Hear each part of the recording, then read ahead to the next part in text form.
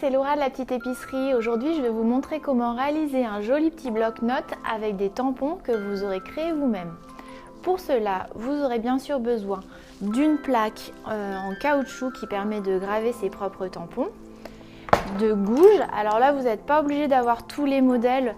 La jaune suffit, mais si vous voulez être bien équipé, elles existent en 3 tailles.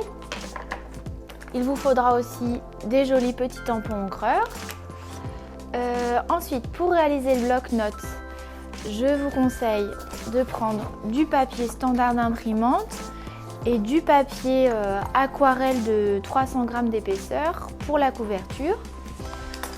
Pour le matériel de base, il vous faudra aussi une plaque de découpe, un cutter, un crayon, la feuille avec les motifs que vous pouvez imprimer sur le site internet, un pinceau, un tube de colle, une règle et des petites pinces. Pour commencer, je trace avec un crayon de papier directement sur le patron le contour de chacune des formes.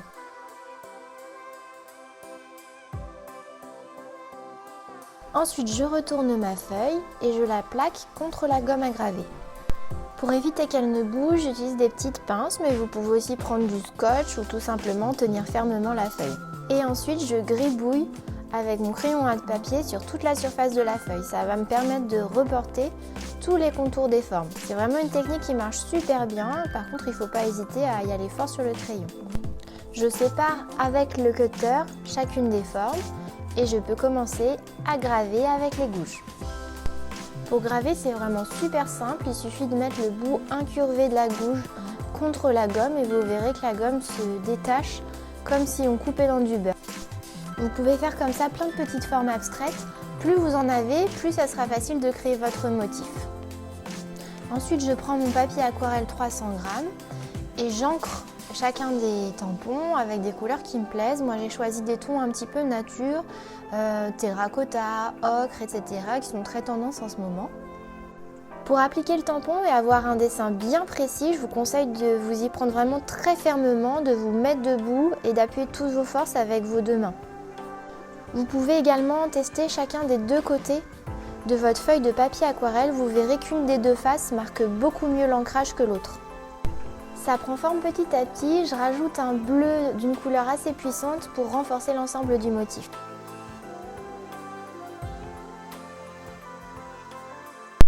Maintenant, je trace un rectangle de 10 par 41 cm en sélectionnant la zone du motif que je préfère.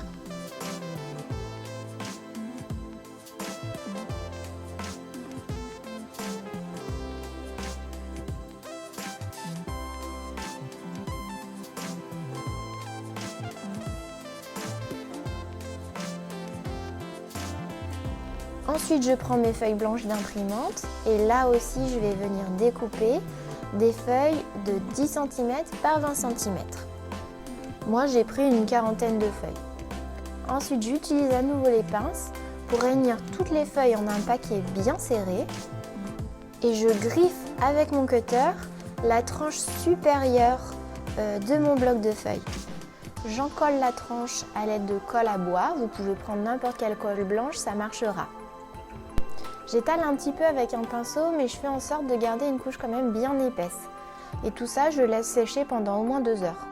Avec la règle et le crayon, je marque les endroits où je vais devoir plier ma couverture, c'est-à-dire à 20 cm et 21 cm de longueur. Et ensuite, je fais mes plis. Comme le papier est assez épais, si vous voyez qu'il ne se plie pas bien au début, n'hésitez pas à marquer un petit peu le pli avec un cutter.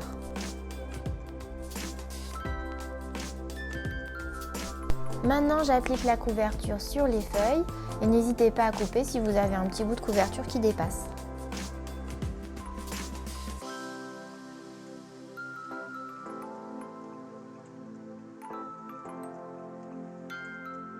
Et c'est l'étape finale, il ne reste plus qu'à appliquer de la colle à l'intérieur au centre de la couverture et à déposer le bloc de papier à l'intérieur. Vous pouvez laisser sécher 1 heure environ et votre bloc est terminé. Voilà, il ne vous reste plus qu'à y noter votre liste de courses ou vos envies shopping du moment. À bientôt pour d'autres tutos sur lapetiteépicerie.fr.